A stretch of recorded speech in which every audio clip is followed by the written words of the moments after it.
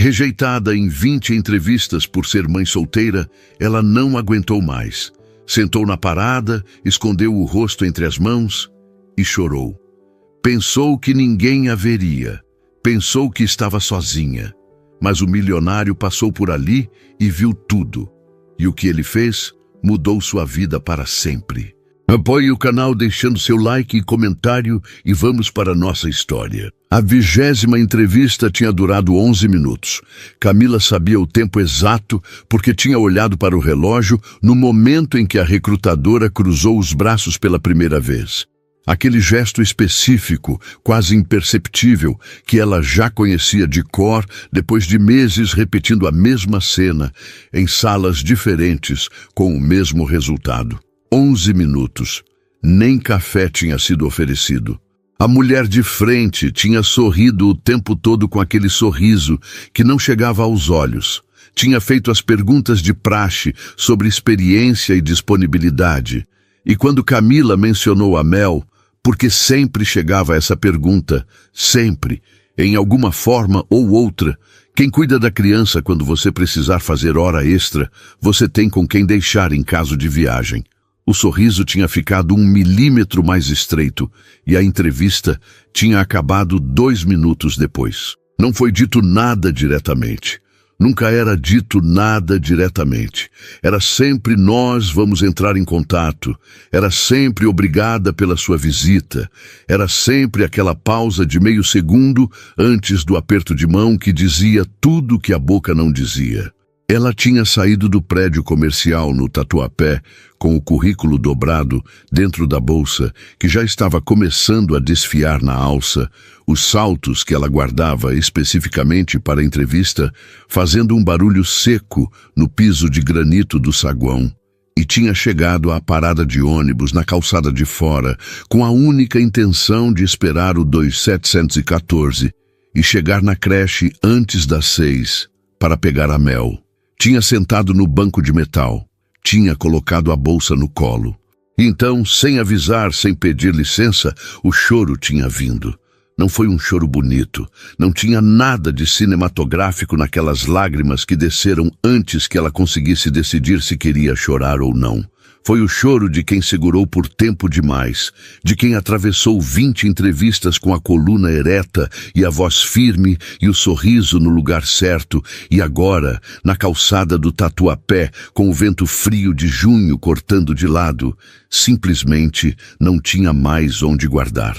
Camila tinha 26 anos e um currículo que ela sabia que era bom. Tinha feito técnico em administração no Senac. Tinha 3 anos de experiência em rotinas administrativas numa pequena distribuidora em Guarulhos que havia fechado no ano anterior. Tinha referências que podia apresentar, tinha disponibilidade de horário que reorganizava toda semana em torno dos turnos da creche municipal onde a Mel estava matriculada. Tinha tudo que os anúncios pediam e uma coisa a mais que os anúncios não pediam, mas que aparecia invariavelmente na conversa. Uma filha de 3 anos, pai ausente desde antes do nascimento, sem avó por perto, porque a mãe dela morava em Presidente Prudente e trabalhava sem rede de apoio que ela pudesse apresentar como garantia de que não seria problema. Ela não era problema. Tinha passado os últimos 2 anos provando isso para si mesma todos os dias, acordando às 5h30, deixando a Mel na creche às 7, pegando 2 ônibus para qualquer bico que aparecesse, voltando às 6h30, dando banho, fazendo janta, colocando a filha para dormir, dormindo ela mesma e repetindo. Não era problema. Era apenas uma mulher que o mercado havia decidido, antes mesmo de conhecer, que era complicada demais para contratar. A Mel tinha nascido numa terça-feira de março com aquela testa franzida de quem chega ao mundo desconfiado de tudo, e Camila tinha olhado para ela na maternidade pública de Guarulhos, com a ficha ainda não caída completamente, e tinha pensado que ia dar conta. Tinha dado conta. Tinha dado conta de um jeito que ela mesma não sabia descrever direito, porque não havia um nome específico para o tipo de força que você descobre quando não existe outra opção a não ser ter força. O pai tinha saído quando a barriga ainda estava pequena o suficiente para fingir que não estava lá. Tinha saído com a leveza de quem deixa algo que nunca foi seu de verdade, sem brigas, sem cenas. Simplesmente havia ido embora numa tarde de domingo e não tinha voltado. Camila tinha esperado uma semana antes de aceitar que não havia nada para esperar. Tinha guardado o número dele na memória por mais um mês por precaução. E depois tinha seguido. Não havia heroísmo nisso. Havia apenas o dia seguinte, e o dia depois, e o dia depois do dia depois, cada um com o peso que tinha e não um grama a mais. Na parada do Tatuapé, ela enxugou o rosto com o punho da blusa bege que tinha passado naquela manhã com atenção, a mesma que usava para a entrevista desde o ano anterior, porque era a mais arrumada que tinha, e respirou fundo. A calçada estava movimentada. Eram quase 5 da tarde e o fluxo de gente que saía do trabalho começava a engrossar, cada um com o olhar no celular ou no destino. Ninguém com tempo sobrando para notar uma mulher chorando num banco de parada de ônibus. São Paulo tinha esse jeito. Não era crueldade. Era apenas o ritmo, a velocidade que a cidade impunha a todo mundo que precisava sobreviver dentro dela. Camila entendia isso. Ela mesma tinha passado reto por gente chorando em calçada antes, não por indiferença, mas porque o ônibus não esperava, e o patrão não esperava, e a vida não esperava. Foi nesse momento que a Mel apareceu no colo. Não de verdade, porque a Mel estava na creche a 40 minutos dali, mas apareceu do jeito que as crianças pequenas aparecem na cabeça das mães, quando a cabeça da mãe fica sem ocupação suficiente para se distrair. Apareceu com aquela testa franzida de recém-nascida, que havia virado uma testa franzida de criança que pensa antes de falar. Com os cabelos que tinham ficado cacheados sem que ninguém tivesse pedido, com a voz que já formava frases inteiras e às vezes frases que Camila não sabia de onde tinham vindo. Mel tinha 3 anos e uma firmeza no jeito de existir que às vezes deixava Camila parada olhando para ela com aquela mistura específica de orgulho e coisa que não tem nome certo. Pensar na Mel, naquele momento na parada, foi o que fez as lágrimas pararem. Não porque melhorou alguma coisa, mas porque havia uma criança esperando ser buscada às 6, e Camila não tinha o luxo de continuar desmontando na calçada. Ela estava procurando o lenço dentro da bolsa quando ouviu passos parando. Não o barulho difuso de calçada movimentada, um par de passos específico que parou, no ritmo de quem parou com intenção. Ela não levantou os olhos imediatamente. Estava acostumada a ignorar a abordagem de desconhecido em calçada. Tinha aprendido isso cedo e não estava com disposição para nenhuma conversa que não fosse o motorista do 2714 abrindo a porta. Mas os passos não foram embora. Ficaram parados a uma distância que não era invasiva, mas que era próxima o suficiente para ser intencional.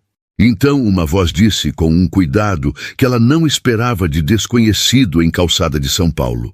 Uma voz que não tinha urgência, que não tinha o tom de quem quer algo, que tinha apenas o peso simples de uma pergunta real.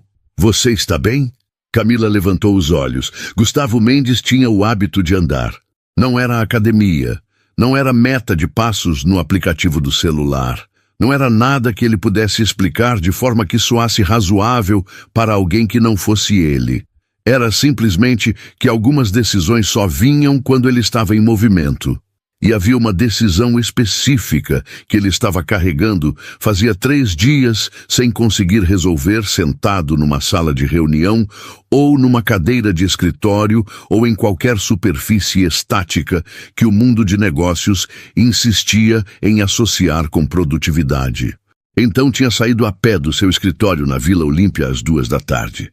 Tinha atravessado bairros sem rota definida.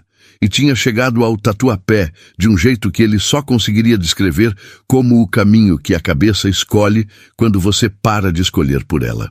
Ele tinha 32 anos e uma empresa de tecnologia logística que havia começado num quarto de pensão em Santo André aos 23, com um código que ele reescrevia toda madrugada, porque de dia havia entrega de marmita para pagar o aluguel. 9 anos depois, a empresa tinha 240 funcionários, contratos com 4 das maiores redes varejistas do país e um escritório na Vila Olímpia, que ele às vezes entrava pela manhã e ficava um segundo parado na porta, estranhando que aquilo fosse seu. Não era pose, era genuíno aquele estranhamento. Ele tinha construído cada parte daquilo com uma clareza muito específica sobre o que estava fazendo e por que estava fazendo. E ainda assim, havia momentos em que o tamanho do resultado não cabia inteiro na mesma cabeça que havia começado tudo num quarto de pensão com um notebook comprado em 12 parcelas. A decisão que carregava, fazia 3 dias, era sobre uma expansão para o Nordeste. Recife primeiro, depois Fortaleza, que os números apoiavam inteiramente, mas que havia algo nele que ainda não tinha assinado. Não era dúvida sobre os números, era outra coisa, menor e mais difícil de nomear, do tipo que você só resolve andando. Então estava andando. E foi andando que chegou à calçada do Tatuapé às 4h50 da tarde de uma quinta-feira de junho. E viu, no banco de metal da parada de ônibus, uma mulher que chorava do jeito que se chora quando não sobrou mais nada para segurar. Gustavo tinha passado por muita coisa na calçada ao longo da vida. Tinha crescido em Santo André, numa rua onde o banco de praça era posto de observação de tudo que a vida fazia com as pessoas quando a vida não estava com humor generoso. Tinha aprendido cedo a diferença entre choro de situação passageira e choro de coisa que vem de fundo. E o que ele viu naquela mulher no banco de metal era o segundo tipo, inconfundível. O tipo que não pede plateia e não está pedindo nada de ninguém. E é exatamente por isso que pesa mais de ver. Ele passou. Deu 3 passos além da parada. Parou. Ficou parado por 1 segundo com a calçada na frente e aquela imagem atrás. E então voltou. Não foi decisão elaborada. Foi o mesmo mecanismo de quando você esquece algo importante em cima da mesa e o corpo já virou antes da cabeça terminar de processar. Parou a uma distância que não fosse invasiva. Ela não levantou os olhos. Estava mexendo na bolsa, o rosto ainda úmido, a blusa bege com uma marca pequena na manga do punho que ela tinha usado para enxugar o rosto. Ele ficou parado e disse com o único tom que parecia honesto naquele momento: "Você está bem?" Ela levantou os olhos. Eram olhos escuros, levemente inchados, com aquela expressão específica de quem estava avaliando a ameaça antes de qualquer outra coisa. E Gustavo reconheceu isso porque era o olhar de quem aprendeu na prática que desconhecido em calçada raramente para por razão boa. Ele não desviou, não acrescentou nada, deixou a pergunta no ar e esperou. Camila o olhou por um segundo longo. Homem de terno, bem vestido, parado na frente dela, com uma expressão que ela estava tentando classificar e não conseguia encaixar em nenhuma das categorias que a experiência tinha construído. Não era pena. Pena ela reconhecia. Tinha uma textura específica, condescendente embaixo da superfície gentil. Não era interesse do tipo que aparecia às vezes quando ela estava sozinha em lugar público e alguém parava com uma desculpa qualquer. Era outra coisa. Era o olhar de alguém que tinha parado porque tinha parado, sem agenda visível, sem o desconforto de quem não sabe bem por que está ali. Ela limpou o rosto mais uma vez com o punho, endireitou a coluna. Um gesto automático, daqueles que o corpo faz, independente do estado da cabeça, e disse: "Estou sim, obrigada." A voz saiu mais firme do que ela esperava. Ele assentiu devagar. Não foi embora. Mas também não avançou. Ficou no mesmo lugar, com as mãos no bolso da calça e disse: "Pode ser que não seja da minha conta. Mas você está sentada numa parada de ônibus chorando numa tarde de quinta-feira e eu passei reto e voltei. Então, já que voltei, se quiser falar eu tenho tempo. Se não quiser, tudo bem também." Camila ficou olhando para ele. Havia uma qualidade naquilo que ela não sabia nomear imediatamente, uma ausência de pressão que tornava a oferta diferente do que ofertas de desconhecido costumavam ser. Ela não respondeu de imediato. Olhou para a rua, para o fluxo de gente que seguia, para o painel eletrônico da parada que informava que o 2714 chegaria em 18 minutos. 18 minutos. Ela tinha 18 minutos antes de precisar estar em movimento em direção a Mel. Não sei bem por onde começar, ela disse.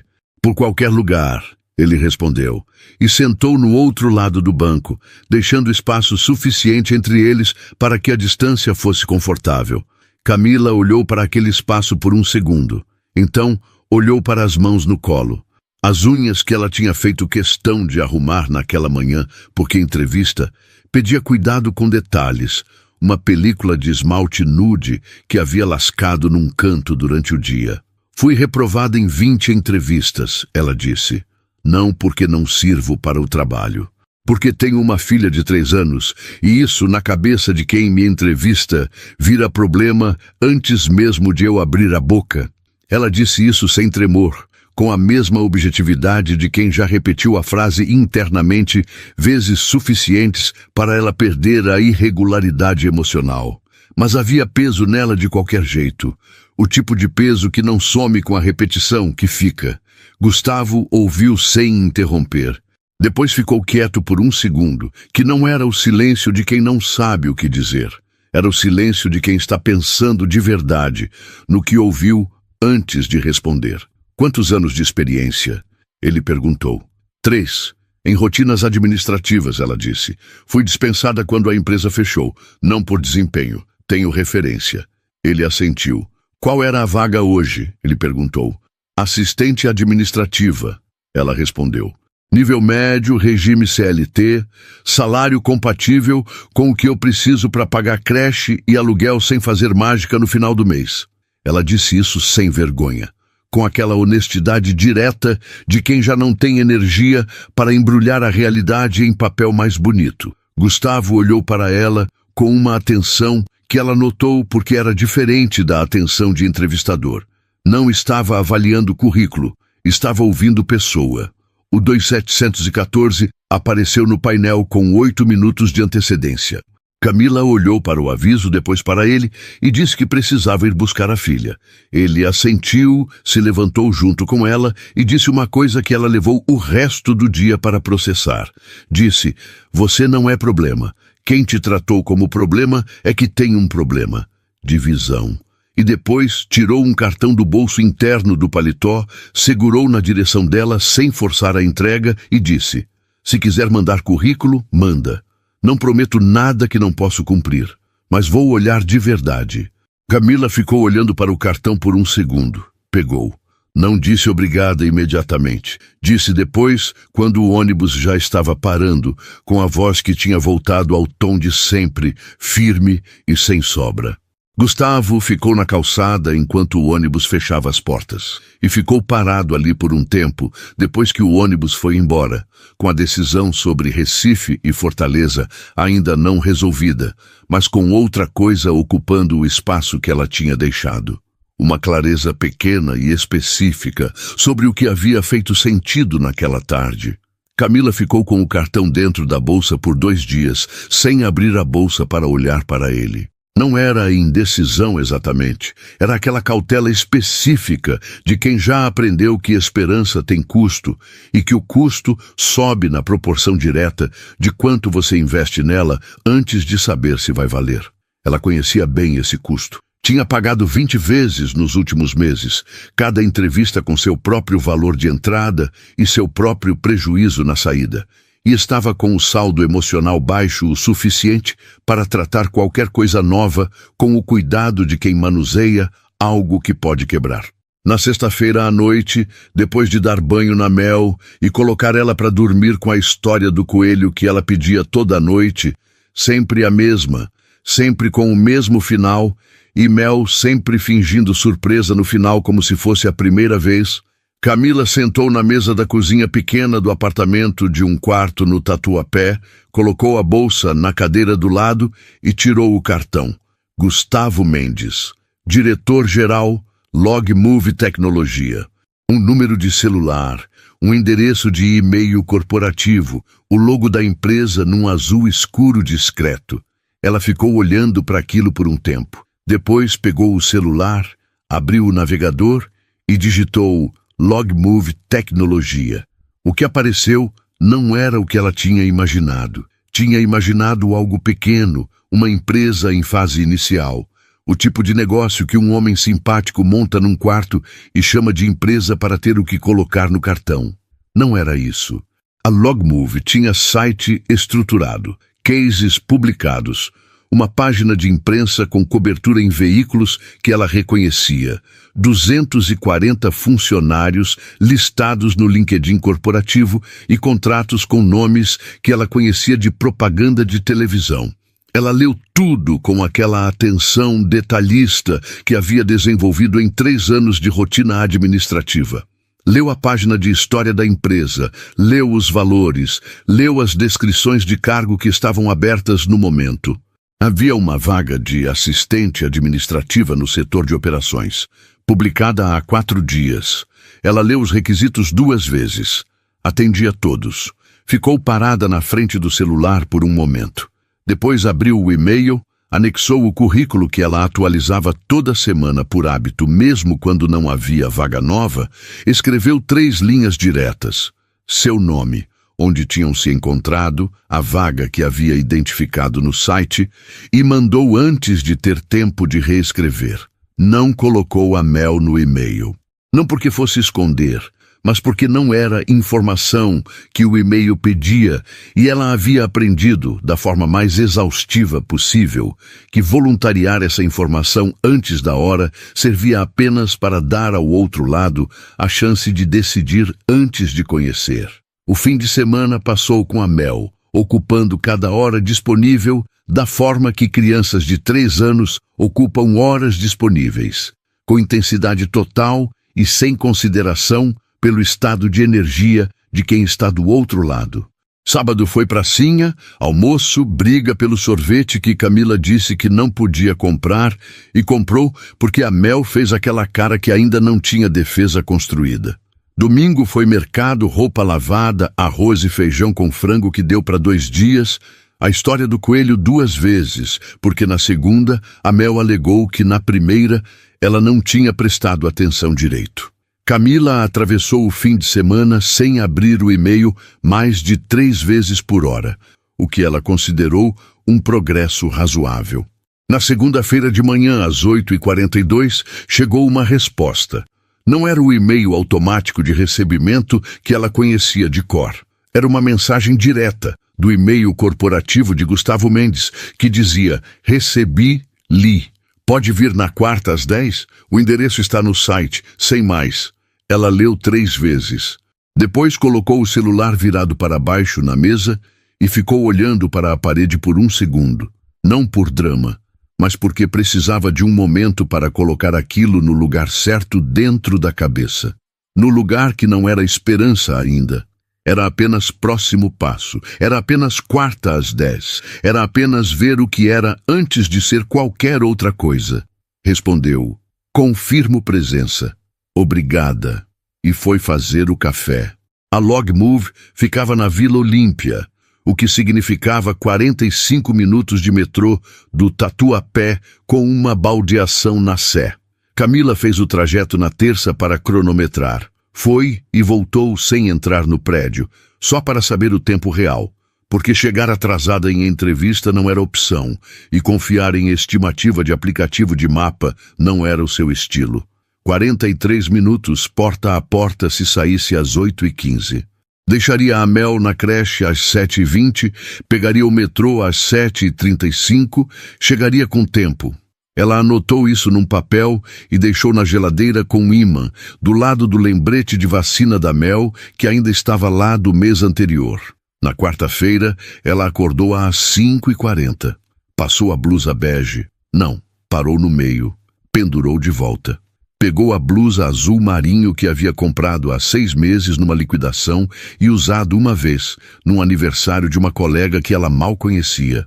Era mais séria, era mais ela, na verdade, do que a bege que havia virado uniforme de entrevista pelo hábito e não pela escolha.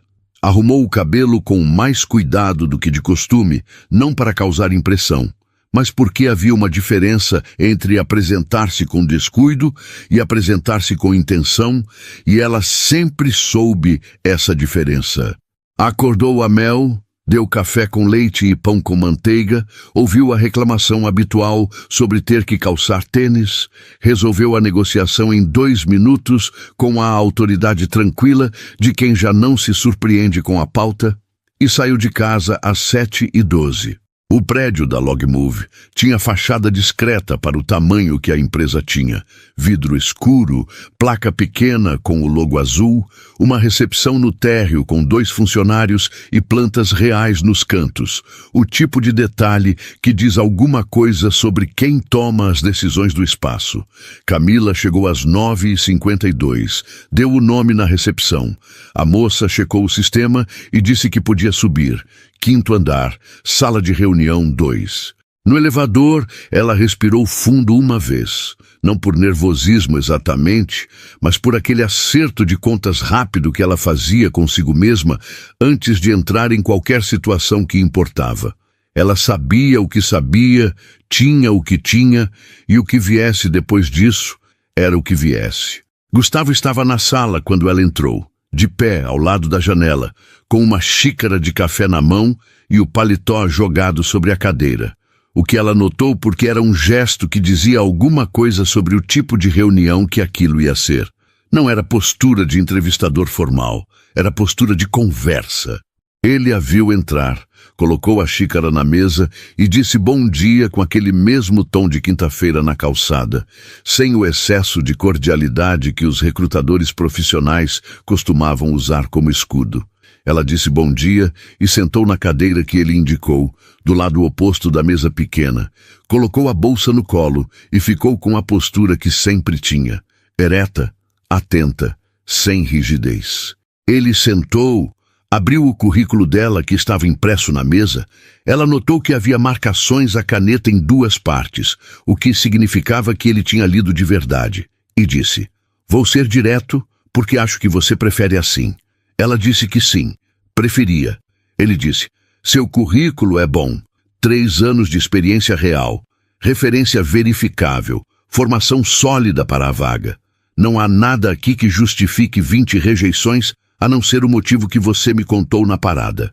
E esse motivo não é motivo, é preconceito mal disfarçado de critério.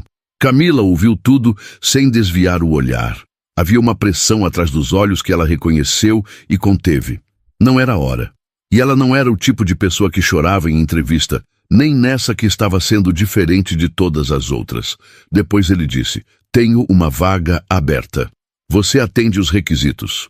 Mas antes de qualquer coisa, preciso te perguntar uma coisa que nenhum recrutador seu teve a honestidade de perguntar diretamente.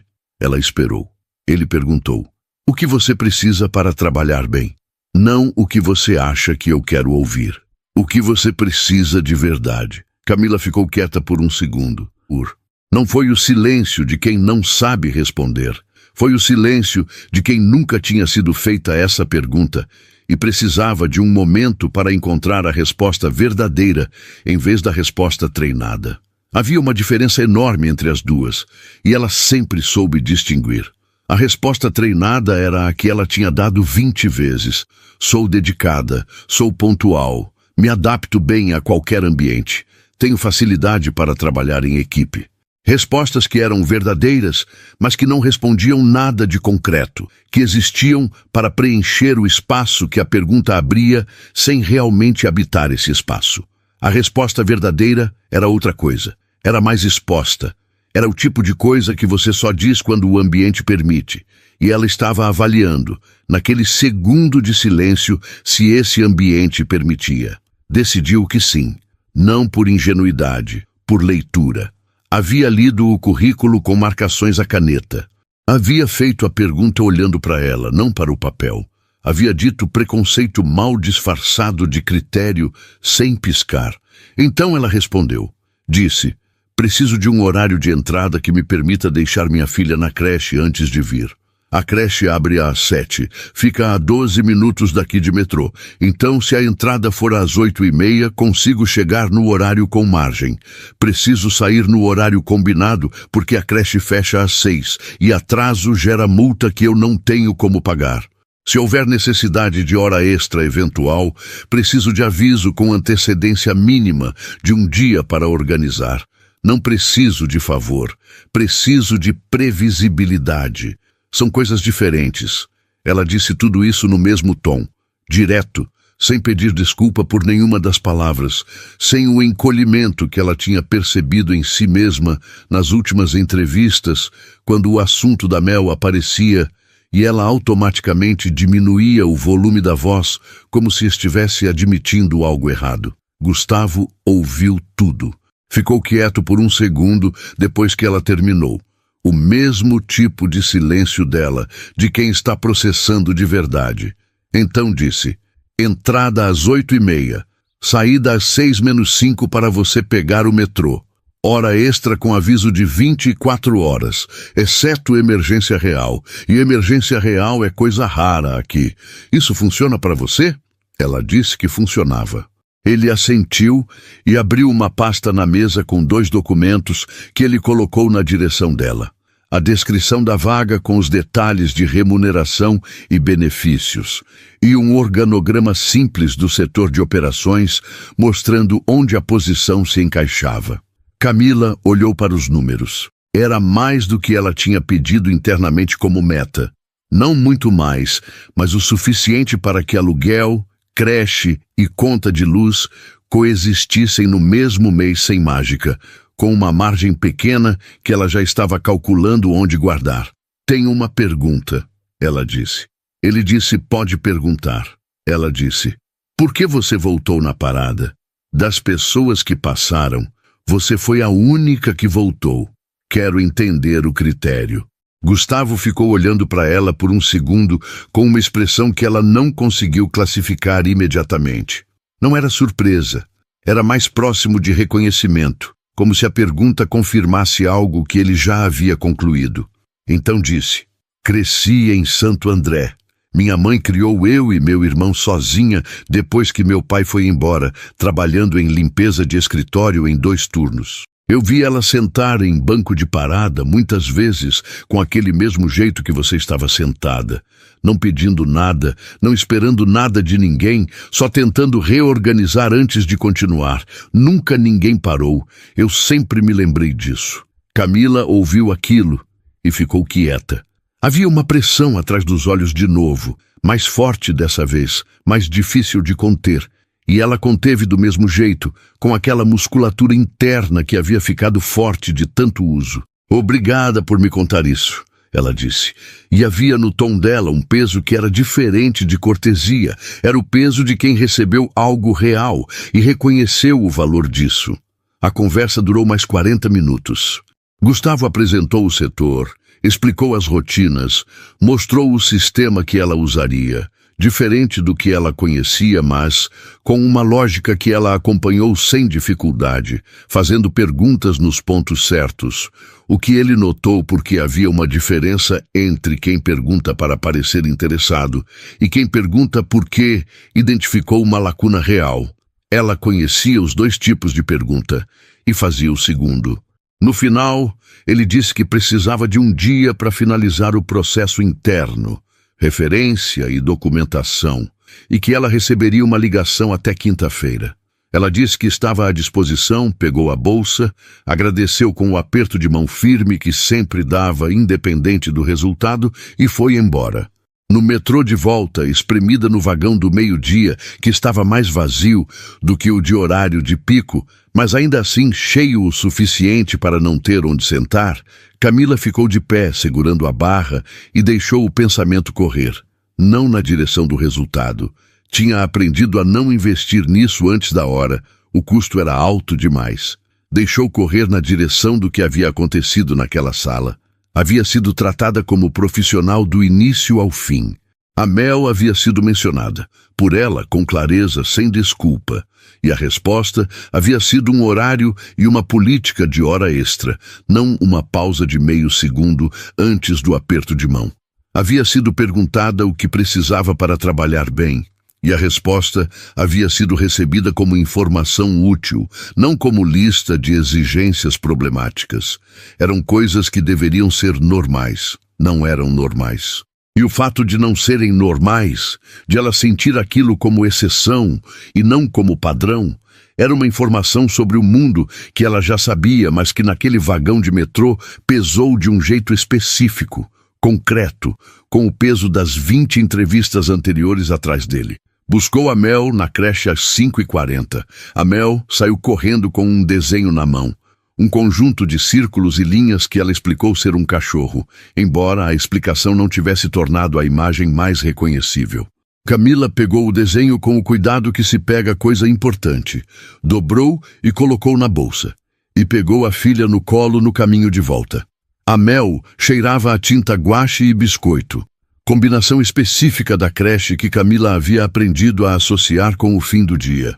Enquanto andavam, a Mel falou sobre o cachorro, sobre a amiga que tinha empurrado ela no balanço, mas não de propósito, sobre o lanche que tinha sido ruim hoje porque era fruta, e fruta não era lanche, era sobremesa de almoço. Camila ouviu tudo com a atenção inteira que a Mel merecia, e que ela conseguia dar quando o peso do dia já tinha sido processado o suficiente para não ocupar o primeiro plano. Naquela noite, depois da história do coelho, e depois que a respiração da Mel ficou com o ritmo lento de quem dormiu de verdade, Camila ficou sentada na beirada da cama por um momento, no escuro do quarto. Não estava pensando na vaga. Estava pensando no que Gustavo havia dito sobre a mãe dele, sobre os bancos de parada, sobre ninguém ter parado. Havia algo naquilo que ela precisava deixar assentar antes de guardar, porque era o tipo de coisa que muda levemente a forma como você entende certas partes da sua própria história. Não os fatos. Os fatos não mudam, mas o enquadramento. A ideia de que havia alguém que entendia, não porque tinha estudado o assunto, ou porque era boa pessoa, no sentido abstrato, mas porque tinha visto de perto, tinha crescido dentro daquilo, tinha o conhecimento específico de quem não leu sobre o assunto, mas viveu. Era diferente, fazia diferença. Na quinta-feira, às 14h18, o celular tocou com um número que ela não tinha na agenda, mas que reconheceu pelo DDD. Atendeu. Era a assistente de Gustavo, com voz profissional e direta, dizendo que a referência havia sido verificada, que a documentação poderia ser entregue na segunda-feira e que a data de início prevista era a quarta-feira seguinte, se ela confirmasse. Camila confirmou, desligou, ficou olhando para o celular na mão por um segundo. Depois foi até a geladeira, tirou o papel com o trajeto de metrô que ela tinha cronometrado na terça e jogou no lixo, porque já não precisava mais de lembrete, porque na quarta-feira seguinte ela ia fazer esse trajeto de verdade, com crachá novo e horário combinado, e uma filha deixada na creche às 7, e uma margem de tempo que ela mesma havia negociado sem abaixar a cabeça. A Log Movie tinha um ritmo que Camila levou 3 dias para entender e 1 semana para acompanhar sem esforço visível. Não era ritmo lento, era ritmo organizado, o que era diferente, porque organizado tem velocidade, mas tem também uma lógica interna que você consegue seguir quando para de tentar adivinhar e começa a observar de verdade. Ela observou. Era boa nisso. Tinha aprendido desde cedo que entender o padrão de um lugar antes de tentar agir dentro dele economizava mais tempo do que qualquer atalho. Então, na primeira semana, ela chegou no horário. Fez o que foi pedido, perguntou quando não sabia, não fingiu saber quando não sabia, e ficou quieta o suficiente para aprender o que ninguém ia ensinar formalmente. O setor de operações tinha 7 pessoas além dela. Tinha o Henrique, que era analista sênior e que havia olhado para ela na primeira manhã com aquela expressão neutra de quem reserva julgamento para depois, o que ela considerou honesto. Tinha a Patrícia, que cuidava do relacionamento com fornecedores e que na segunda-feira de manhã havia colocado um café na mesa dela sem dizer nada. Gesto pequeno que Camila havia registrado como o tipo de coisa que diz mais sobre uma pessoa do que uma semana de conversa. Tinha outros 5 com graus variados de curiosidade sobre quem era a pessoa nova. Curiosidade que ela recebia com cordialidade e sem alimentar além do necessário, porque havia uma diferença entre ser simpática e ser transparente antes da hora. Gustavo aparecia no setor 2 ou 3 vezes por semana. Não havia padrão fixo de horário. Aparecia quando aparecia, verificava alguma coisa, conversava com quem precisava conversar e ia embora. Não havia naquelas aparições nenhum gesto que chamasse atenção especial para Camila. Ele a tratava com o mesmo profissionalismo direto com que tratava os outros, o que ela reconhecia como a forma correta de conduzir aquilo, e que também ela notava com aquela parte dela que ficava de olho nas coisas sem fazer barulho. Havia uma atenção por baixo que era diferente da atenção com os outros, mas que ele continha com uma disciplina que ela respeitava. Na segunda semana, ela identificou um problema no sistema de controle de entrada de pedidos, que gerava uma defasagem de 2 dias no relatório semanal que o setor mandava para a diretoria. Não era um erro novo. Havia marcas do problema em relatórios anteriores que ela havia lido para entender o histórico do setor. Ela mapeou o problema, documentou com exemplos dos últimos 3 meses e escreveu uma proposta de correção em meia página. Levou para o Henrique, que era o mais antigo do setor. Henrique leu, ficou quieto por um segundo e disse que esse problema estava ali fazia 8 meses e que ninguém tinha parado para mapear direito. Ela disse que tinha visto nos relatórios e que pareceu o tipo de coisa que valia resolver antes de virar hábito. Henrique mandou o documento para Gustavo naquela tarde com uma linha de apresentação que dizia: a Camila identificou isso na segunda semana. Gustavo apareceu no setor na manhã seguinte. Parou na mesa dela, colocou o documento impresso na superfície, com marcações à caneta, ela notou o mesmo padrão do currículo e disse: bom trabalho. A correção vai ser implementada na semana que vem. Ela disse obrigada com a naturalidade de sempre. Ele ficou 1 segundo a mais do que o necessário para um comentário profissional. Então, foi embora. A Patrícia, do lado oposto da sala, sorriu para o monitor sem olhar para ninguém específico. Camila viu o sorriso e não comentou.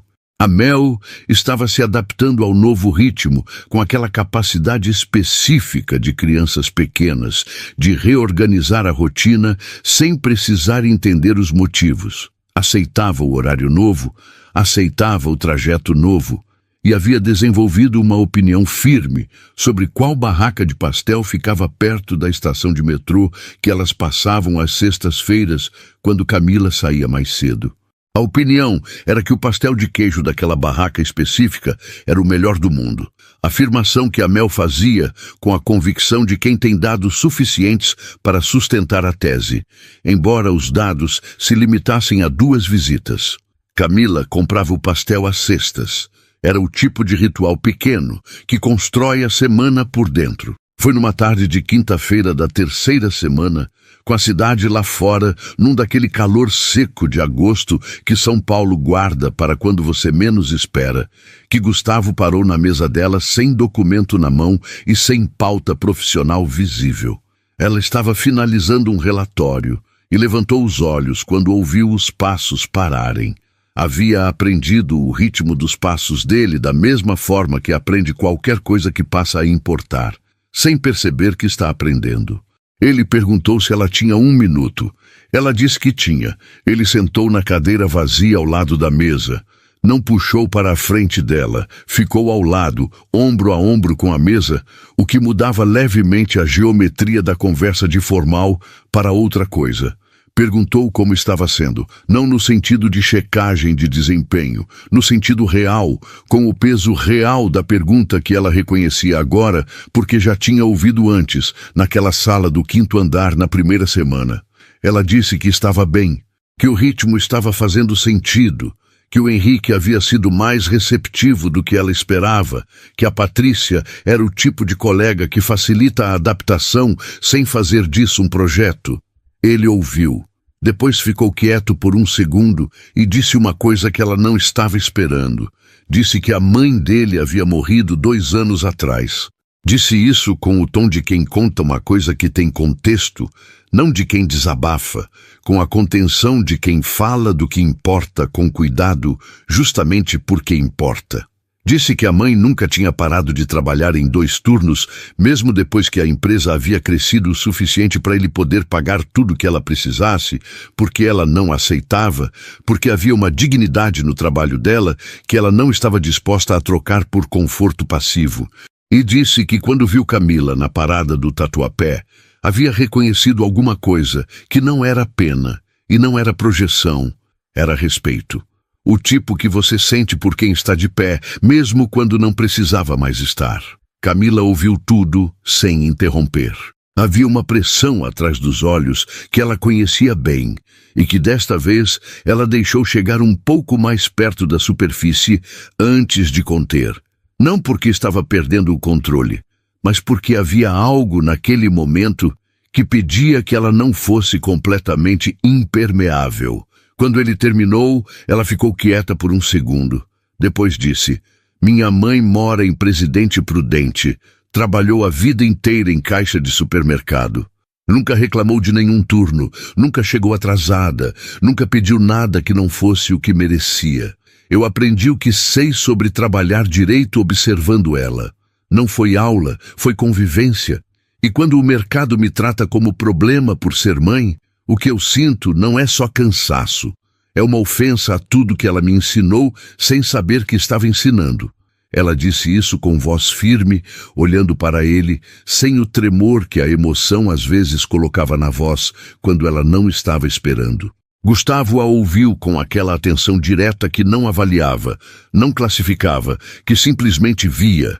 E havia no jeito como ele ficou quieto depois uma qualidade que ela registrou sem nomear, guardou sem examinar, arquivou para pensar mais tarde, quando o dia tivesse esfriado o suficiente. Ele se levantou, disse que ia deixar ela terminar o relatório e foi. Camila ficou olhando para a tela por um segundo, sem ler nada. Depois voltou para o relatório, terminou, salvou, mandou para o Henrique. Pegou o celular, olhou o horário, 4h42, tempo suficiente para fechar o que precisava fechar antes das 6. A Patrícia estava saindo mais cedo e passou pela mesa dela com a bolsa no ombro. Parou um segundo e disse: "Ele não faz isso com todo mundo, sabe?" Disse isso sem elaborar, sem esperar resposta e foi embora. Camila ficou com a frase na cabeça o resto da tarde, não alimentando, não analisando, apenas deixando estar do jeito que se deixa estar uma coisa que você ainda não tem certeza do tamanho. Na sexta-feira seguinte, Camila chegou às 8h28, 2 minutos antes do horário, não por ansiedade, por hábito. A sala do setor de operações estava ainda com aquela leveza de começo de dia. O café da Patrícia ainda não tinha chegado. O Henrique estava de fone, ouvindo algo que ele ouvia toda manhã antes de falar com qualquer pessoa, os outros chegando aos poucos com o ritmo de quem ainda estava negociando com o sono. Ela ligou o computador, organizou a mesa, abriu o sistema. Era sexta-feira e havia um lote de contratos para fechar antes do meio-dia. O tipo de prazo concreto e mensurável que ela gostava, do tipo que quando você termina sabe que terminou. Às 9h15, o elevador abriu e Gustavo saiu. Ela não levantou os olhos imediatamente. Estava no meio de uma conferência de dados que pedia atenção. Mas havia aquele ritmo de passos que ela já conhecia. E quando os passos pararam perto da sua mesa, ela terminou a linha que estava conferindo e levantou os olhos. Ele estava de pé a 1 metro, sem pasta, sem documento, sem a justificativa profissional que nas últimas semanas havia servido de moldura para as conversas que não eram inteiramente profissionais. As mãos no bolso da calça, o paletó aberto e uma expressão que ela não tinha visto nele antes. Não a precisão de sempre, não a contenção de sempre. Era algo mais próximo do que aparecia no rosto de alguém que havia tomado uma decisão e estava do lado de cá dela. Depois, quando voltar atrás, já não era mais o movimento mais honesto. "Bom dia", ele disse. "Bom dia", ela respondeu. Ele olhou para a cadeira vazia ao lado da mesa e perguntou se podia sentar. Ela disse que sim. Ele sentou, colocou os cotovelos nos joelhos, juntou as mãos e ficou assim por um segundo que foi mais longo do que qualquer silêncio que eles tinham compartilhado antes. Camila esperou. Ela era boa em esperar. Tinha aprendido que o silêncio de alguém que está reunindo algo importante pede espaço, não preenchimento. Então ele disse: "Eu não desci aqui por conta de nenhum relatório."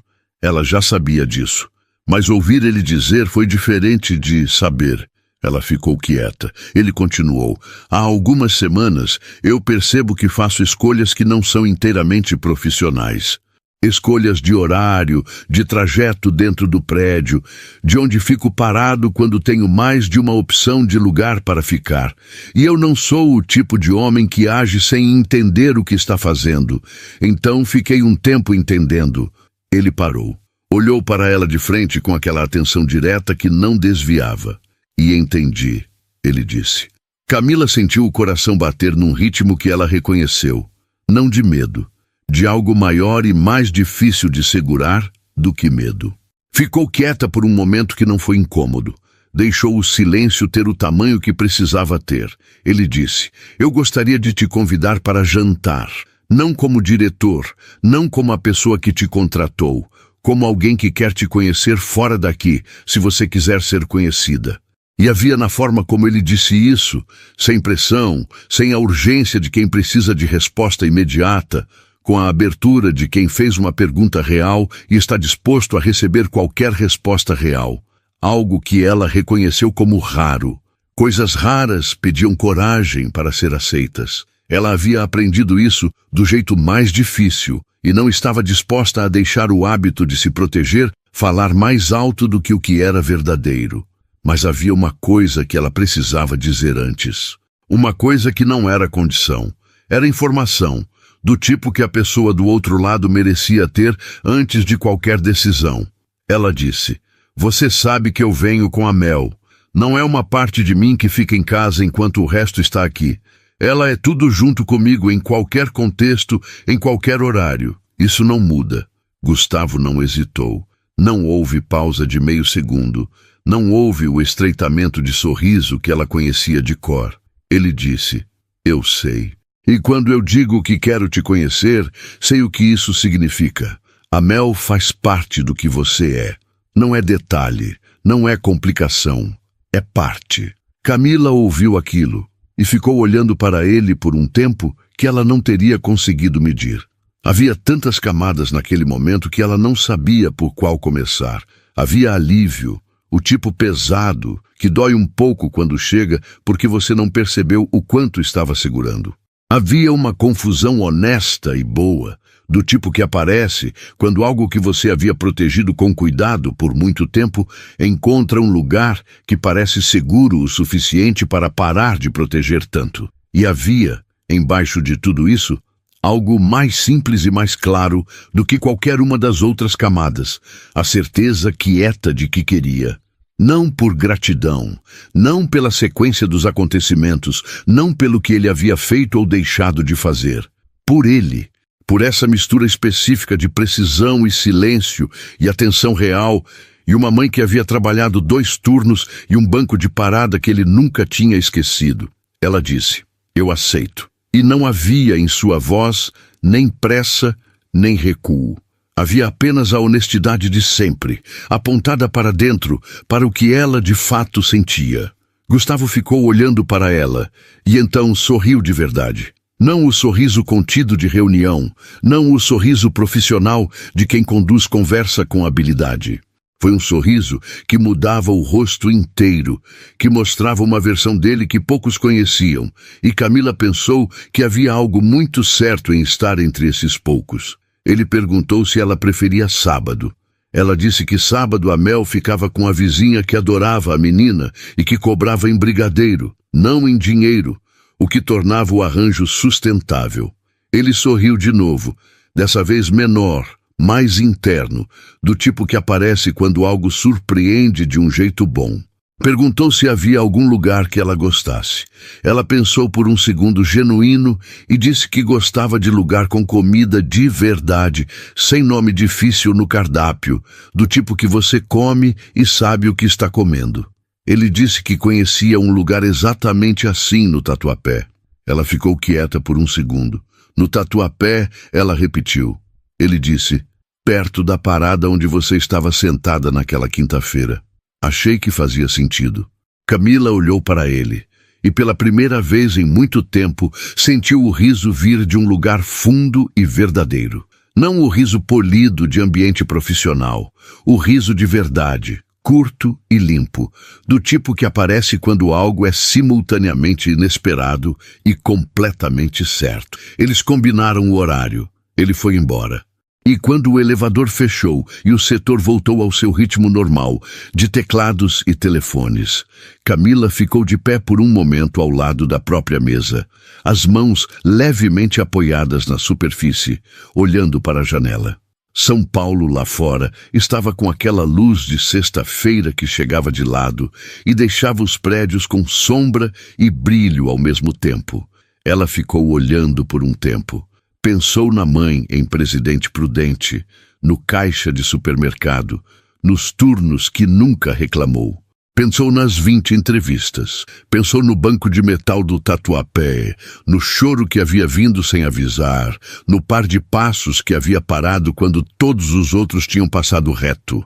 Pensou na Mel com a testa franzida de quem chega ao mundo desconfiado de tudo.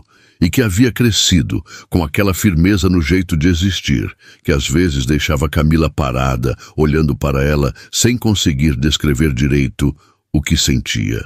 A Patrícia chegou com a prensa italiana e colocou uma xícara sobre a mesa de Camila, sem perguntar, sem comentar, sem o sorriso de quem sabe de alguma coisa. Só o café, só o gesto, só a presença tranquila de quem entende que alguns momentos pedem silêncio ao redor. Camila pegou a xícara, tomou um gole. O calor desceu devagar. O tipo que não é só do café, que vem também de dentro, do lugar onde as coisas que valem ficam guardadas até que seja seguro deixá-las ser. No sábado à noite, numa mesa pequena num restaurante no Tatuapé, a 200 metros da parada de ônibus, onde tudo havia começado, Gustavo e Camila ficaram 3 horas conversando.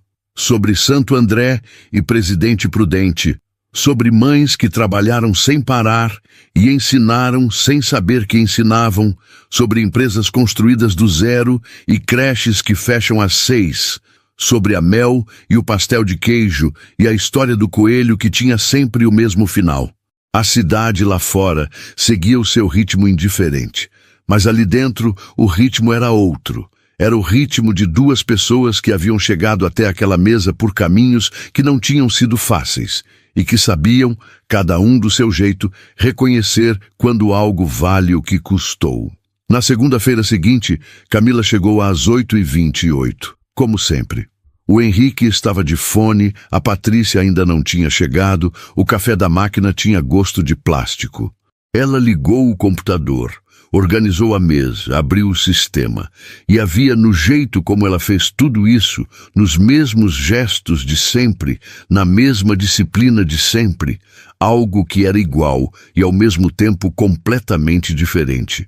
Não era o emprego que havia mudado, não era a rotina, não era o horário, era o peso que ela não estava mais carregando sozinha. E havia uma diferença enorme entre carregar sozinha e carregar acompanhada, não porque o peso some, mas porque divide, e dividido tem outro tamanho, outro nome, outra forma de caber dentro do peito sem apertar tanto. Ela era a mesma mulher que havia sentado num banco de metal do Tatuapé 3 semanas atrás, com o choro chegando antes da decisão. Só que agora sabia, com a clareza simples das coisas que você entende, depois que elas já aconteceram, que foi exatamente por ser quem ela era. Inteira, sem negociação, com a Mel e as 20 rejeições, e a mãe em Presidente Prudente, e a blusa azul marinho escolhida por escolha e não por hábito, que tudo havia chegado até ela, não apesar de quem era, por causa de quem era, e pela primeira vez em muito tempo era mais do que seguro, era bom. Obrigado por assistir até o final. Não esqueça de deixar um comentário e que Deus te abençoe.